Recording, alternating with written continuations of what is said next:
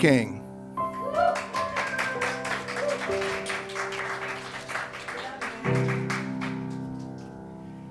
Good morning, family. I chose for my topic today a subject line called building bridges.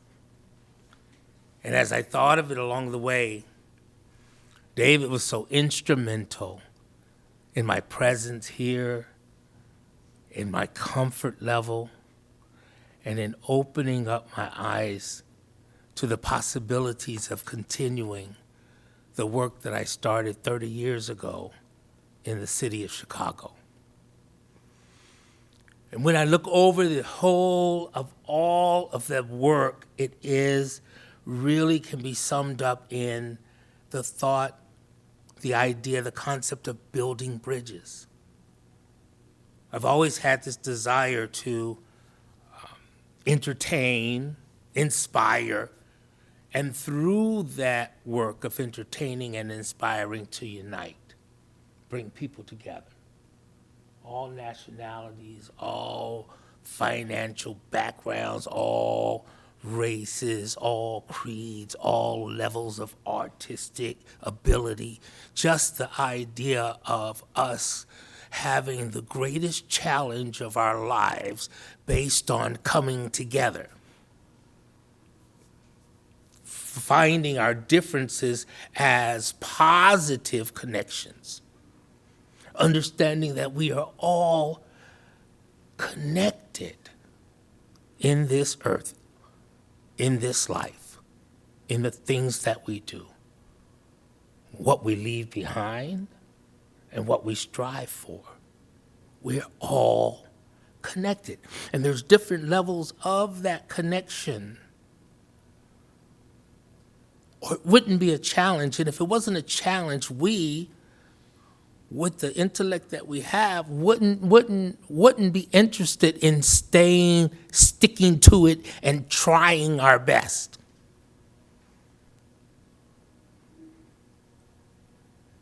I was born in Greenville, South Carolina, the third son in a family of, ultimately there's 8 of us, but at that time I was just the third, and I was the third boy. And that's a very important position because the other 2 boys already have all of their, responsibilities all cut out. They've got to do what they have to do. The first boy has got to be just like the daddy. The second boy has got to be better than the first boy. So they've got their thing going on. And I didn't know. I just was the third boy. And then you start to look around and you say, well, he's already cut the grass. He's already raked up the grass. Together, they're putting it in a bag. I'm going to go sit by mama.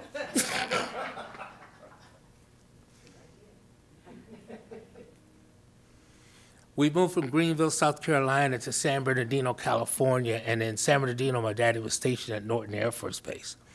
Norton Air Force Base was kind of a very, very beautiful because it was right next to the Orange Show playground, Paris Hill Park, and then the Norton Air Force Base. And all of this in San Bernardino, California was like wilderness. And we lived in a place close to what they call Muscoy, but ultimately it got renamed as Delman Heights.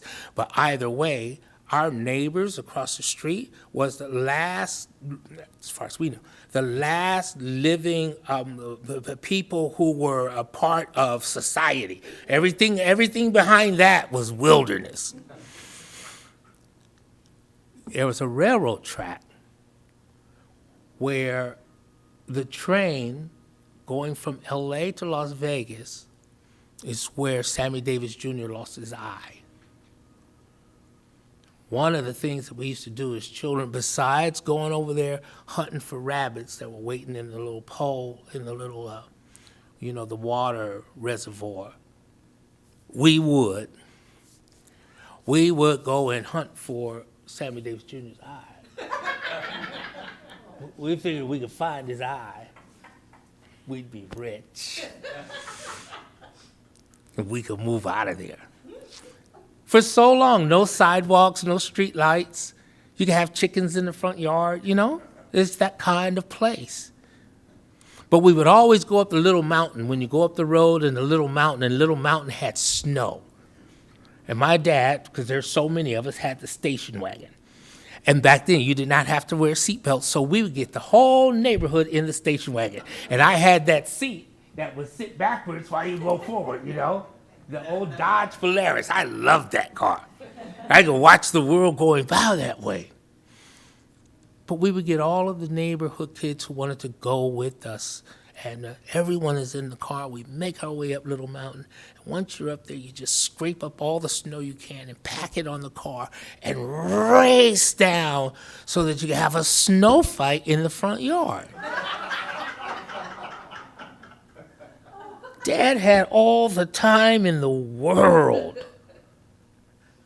And we would spend that time together. And it connected our neighborhood. We were connected by all of the things that we did. And everybody's parent knew where everyone was, and they'd all communicate with each other. So you had a behavior that you had to carry yourself. My last name is King, so I had to be royal. I considered myself royal. Matter of fact, I thought when I went home from school that when I turned the television to Bonanza, everybody was watching Bonanza because of me. And I was Little Joe.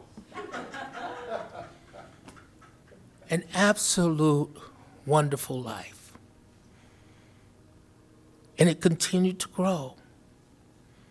Just growing, being in church every Sunday, listening to Bishop Bomar preach. And Bishop Bomar was like one of those old school preachers, you know. You hear about the old Negro spirituals. They'd sing a song so strong, and Bishop always get in there with his voice like this. And then once he starts singing, then he'd have and he was like breathing down to the back of his lungs. And man, it just made you feel so. I had a burgundy suit. One of those where you get a vest and you can turn the vest inside out, you know. And you had a matching pair of pants and then an off pair of pants. But one jacket. But I think it was the vest and the pants that made it like probably 5 suits in one. It was just beautiful. In the neighborhood, there was a place called George's Smorgasbord. One of the things I really love about Pastor PJ is that she calls God George. My daddy's name was George. There's so much in the connection of being here that is part of the continuation of the bridge, which is my life.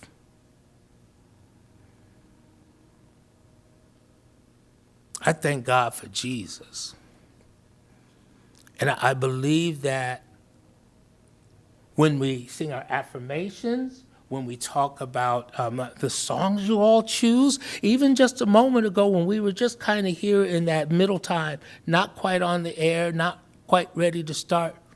And Ken hummed a little piece of a song that during last week while in Chicago, Illinois, one of my mentors, my teachers, typed up the lyrics to the song that he hummed just a little bit.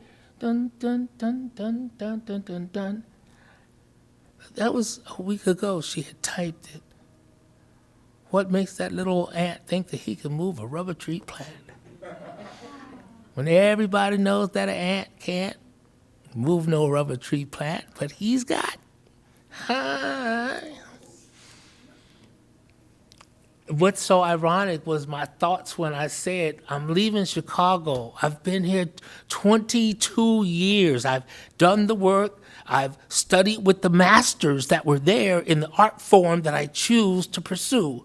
And I want to go try to see if it'll work. My daddy was born in Texas. I'm going to go to Texas.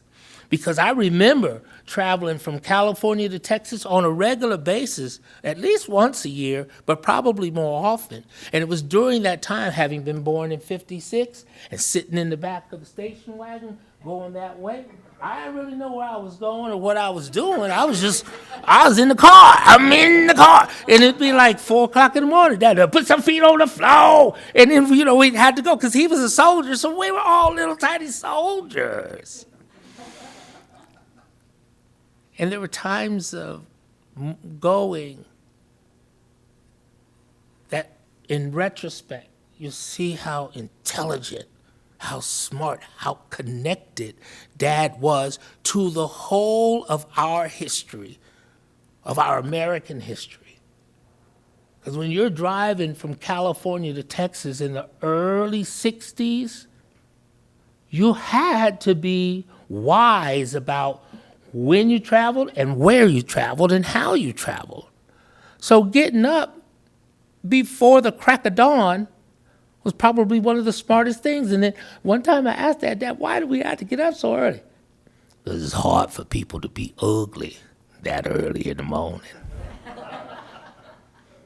And we drive through, never nary an incident, except in once. I wrote about it.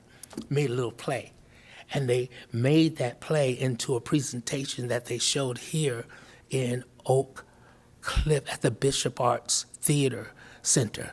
I called it Water Fountain. And we were at that age that once we all got together with cousins and friends, once we got out of the car, we all got our cheeks squeezed tight and all hugged up by the aunties, it was nothing else for us to do but just go for a walk. There's no sidewalks, there's nothing. You find a can, you can kick it all the way to the corner. That's the deal. Try to keep it on the road. And there's no cars coming. I mean, it's a small town. Everybody's walking, maybe riding a bike. There was no danger out there. Except for by the time we got to the Phillips station, which was on the corner, away from the house. I don't think it was Phillips. I think it was Petrol. It was a petrol station, and well, we're going to turn around and go back, and out the corner of my eye, my 7-year-old self, I seen water, and I was like, I'm thirsty. So I'm just going to go and get me a drink of water. California fella. You think that water fountain for you? No for you. So I bend over into the water fountain to drink, and this is the nice thing. Now, there was a hose on the ground, not too far away, one way or the other. But it was muddy, and it had dirt on it, and it was on the ground. And this was kind of, pristine. So I drank my water, I closed my eyes, I swallowed my water, and the biggest man in America that I've ever seen before in my whole life was standing there, like she's saying, "The hell you doing?" And I was like, drinking the water. And he reached out that big old paw. My 2 older brothers, Reggie and Ronnie, said, "Run!"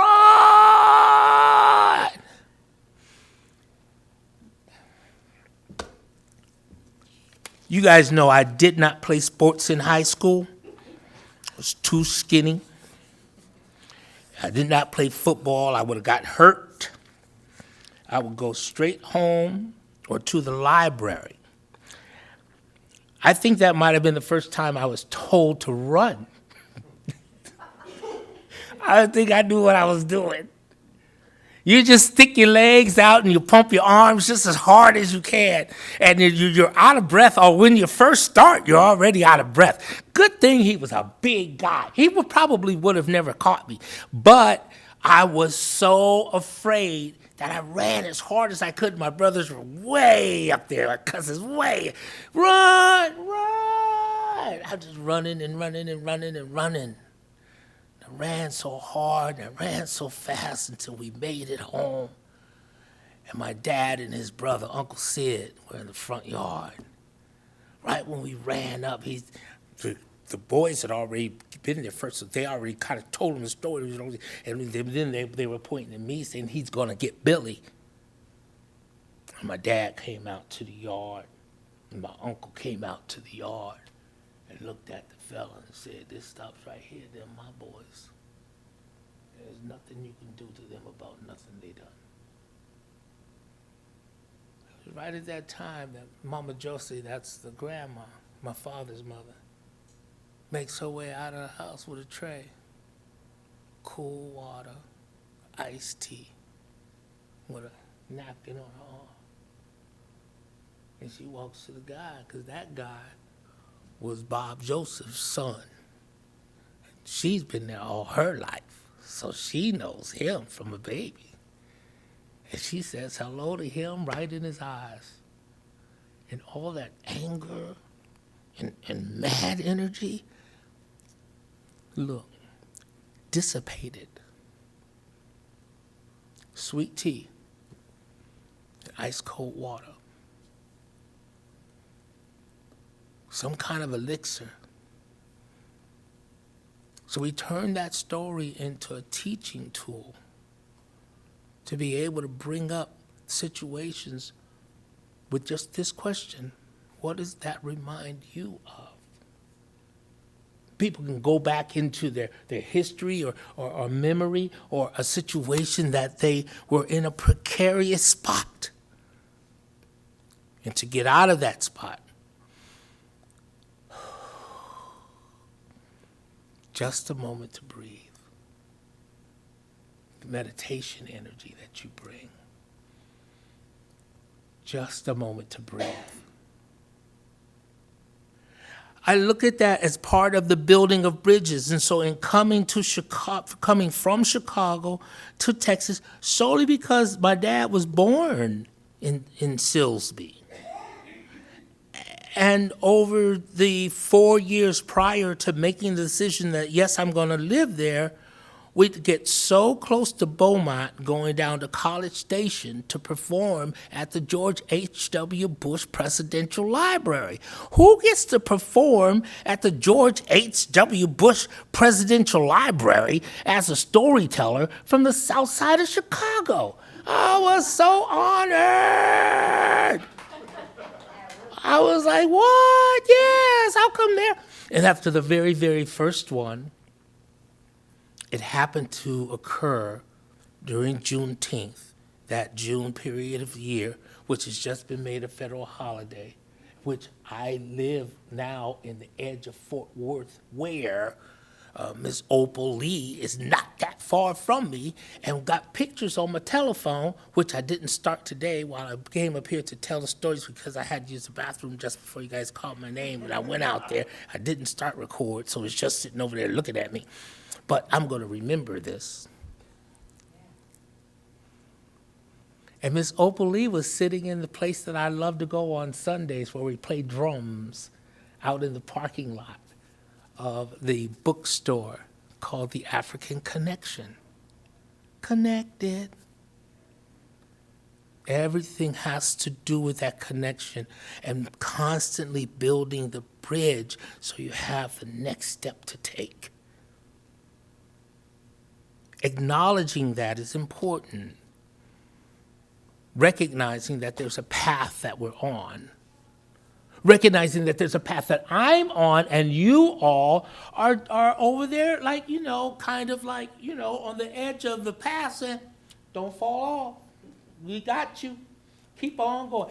I've been sending pictures to you guys when I'm out there doing stuff with children all gathered around and parents just as happy as could be for 45 minutes, an hour, 75 minutes, 90 minutes of storytelling and interactive and just sharing and just uplifting the spirit through the art of storytelling, poetry, reading, writing, and rhythm. And it's a blessing. It's allowing me to be, at 66 years old, able to look at another 15 years of this kind of work to see real live results.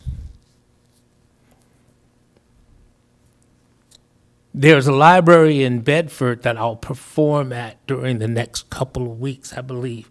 I asked them if we could have, because now is National Reading Month. Next is National Poetry Month.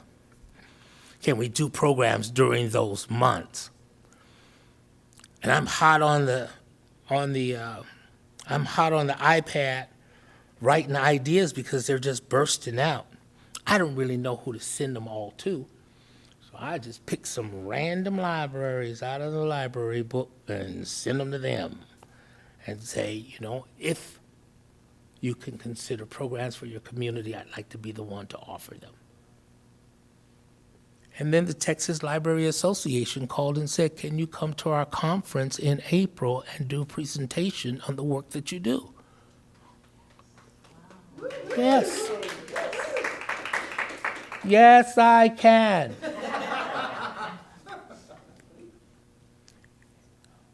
On that day that they invited me to George Bush Presidential Library for the first time to do Juneteenth, it was the day that the unfortunate massacre happened in the church in South Carolina.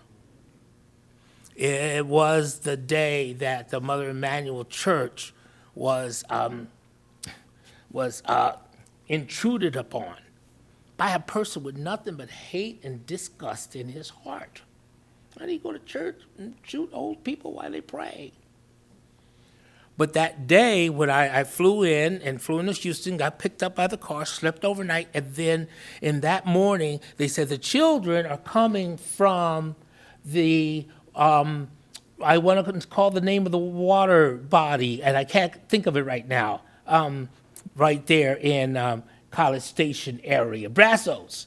So they're coming from the Brazos area, from a Boys and Girls Club, in buses, and there's about 400 children and their parents, and then they're going to get out of the buses about a block away from the museum library, and then they're going to walk the rest of that way, which is brilliant because they are not going to walk a half a mile. They're going to walk a half a block. So when they do get out, they are just overjoyed. And they've got the American flag, they've got the Presidential Library T-shirts on, and they're walking in mass. It looks like an old march from the 60s. And it's just a beautiful thing. And the camera people are, they're all walking backwards and shooting their pictures. It was like 100 pictures of these beautiful children coming. I said, I'm going to go walk with the children. And the lady said, no. Dr. Shirley said, no. You stay here. We've got everything, some water, apples. It's the green room here. And she turned on the TV. I'm not a big TV guy. And so it all happened so quickly. And I said, I wanted to meet the babies. So I sat, and they were showing, the tragedy. I thought that they were using historic footage, saying that these are the reasons why we gather, these are the reasons why Juneteenth is important, it's the reason why African American Heritage Month is important, it's a reason why we share our stories. So I thought they were doing kind of a documentary. And then at some point I realized this is happening now. I had to change my entire presentation, yes? You can't go out there. I can't go out there and tell them that somebody went into Mother Emanuel Church on our Juneteenth celebration day and shot up a bunch of people who were just praying. These are people's children. I can't tell them that. The parents have to tell them that. But I've got to let them know how important it is, and it wasn't a long thought. When they said we have Oba William King from the city of Chicago, I started the African American National Anthem as a poem. Yes.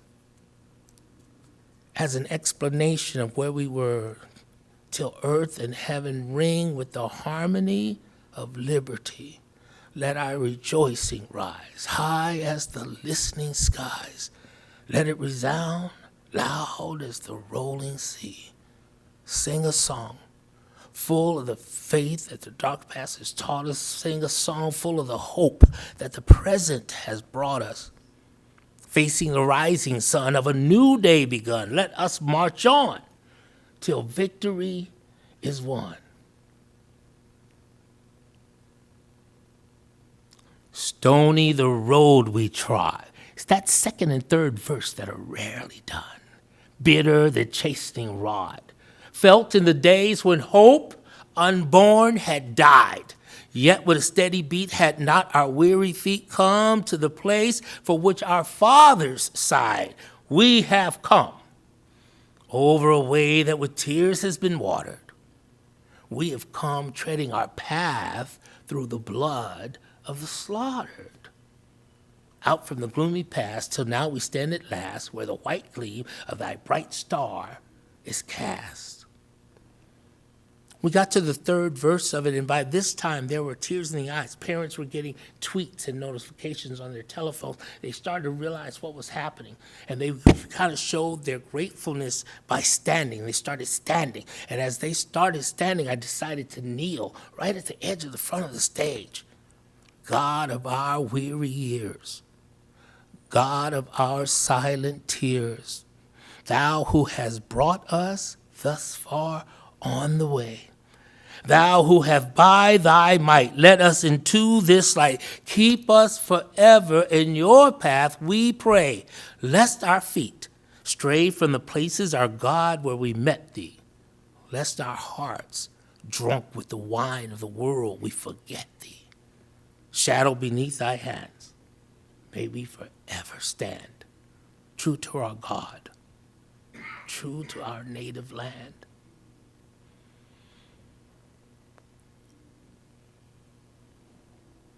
It left the room in a place of hope, but distress, despair, but gratefulness. And you can feel everything that was happening. So I called any children who could come up to please come up to the stage. We're going to sing I Love My People. When we finished that production that day, I mean, there was not a dry eye in the face. I took pictures for probably every one of those 400 people at some point, and we just lingered. And I told the director, I said, I really enjoyed myself. I'd love to come back and do another one, whenever you have the opportunity. And she looked at me with just the plainest face in the world, no malice or nothing. She said, oh, no, we never invite anyone back again. 5 years later, I'd been there 4 times in a row. And even when we went on pandemic, then I was the one who got to do it online and speak to the people from the computer desk at my home. Connected, the bridges.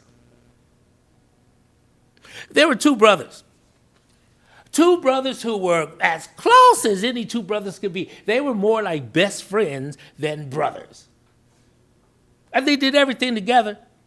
They weren't that many years apart. Maybe they were even twins. Everybody would talk about them like they were more like best friends, like they happened to choose one another. Grew up together, went to the war. They fought in the army. They did their thing. They came back home. They bought houses. They married 2 of the most beautiful women in the town and built their homes to almost across the glen from one another. These guys were so close. You better believe if one had a hole in his roof, the other one would be there holding that ladder so he can go up there and fix it. Everything together. Meals on the weekend, drives to the movies. They were best friends. But one day, something happened. I don't know what it was. And one of the brothers left the house of the other brother saying, I can't. And he walked out the door and slammed it. Brother left in the house, just started seething with anger and bitterness, despair. He was just beside himself.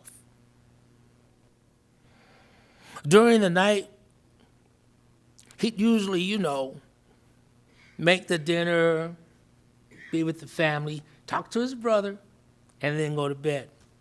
Before he'd hit the bed, he'd stop and pray. On this night, he didn't pray. He was just grinding his teeth the entire time. During the course of the night, he heard the whirring and the motor sound of some kind of tool working out there between the houses. And when he looked out, he saw that his brother was on a backhoe, and he was digging out a trench. He was digging a trench, and he dug this trench, and then he filled this trench up with water. And then he took piranha, those angry fish with the teeth? And he put piranha into the trench where he put the water, where he dug with the backhoe. And this brother wakes up, looks out in the morning, sees the piranha in the ditch, in the water. He can't go over and visit his brother. He doesn't want to go over and visit his brother. And so he's just grinding his teeth. And there was a knock at the door. He opens the door, and this guy says, "Hey, I'm a traveling carpenter. Just doing a little work in the neighborhood. I wonder if there's anything that you need to be built or something I could do to help you. Just rustling up a little bit of money so I can get food, so I can sustain myself and help you out at the same time. I love doing this work. I've got my tools right here." Well, the brother looked at him and says, oh yeah. You see that house over there? You see that moat? You see them piranha? I want you to build a fence. I want you to build a fence so tall that when I look over there, I cannot see my brother. I don't want to see him. I don't want to think about him. I don't want to hear from him again. Can you build me a fence? It was at that time that the carpenter said, "I can build." The brother says, "I got to go into town and get some more items, and I'll bring back cash for you. You get it done. By the time I get back, I'll pay you. Thank you with my whole heart." He got in his truck and drove away, and the carpenter started building. He was building and cutting and gluing and measuring and slicing that wood. He was building and cutting and measuring and slicing that wood. He would put glue around it where he needed to put, like he had some spare glue. He put it on the bottom of his shoe, and then he kept on building. The truck pulled up into the yard. And just as that truck pulled up in the yard, he got out of that truck, opened that door, and his face was like to burst. "I told you to build me." Before he could get the words out of his mouth, there's his brother walking across the bridge the carpenter had built. "Brother, you showed me so much love. I dug a trench. I put piranha in the water so you couldn't come see me. Yours is a picture." They embraced one another, and they began to hug. And they just hugged one another in the middle of that bridge. So long until the carpenter was walking away. And the brother, wait, mister, no, come back. I got money for you. "It's okay, my friend. No worries. I got other bridges to build. I'll see you soon." And the old carpenter just walked away. That bridge stayed there forever. We're on this bridge, y'all. It's how we met. There's things we do together. And I'm grateful that I've been invited into the family. And we get to walk together. Thank you all. Thank you all. Thank you all.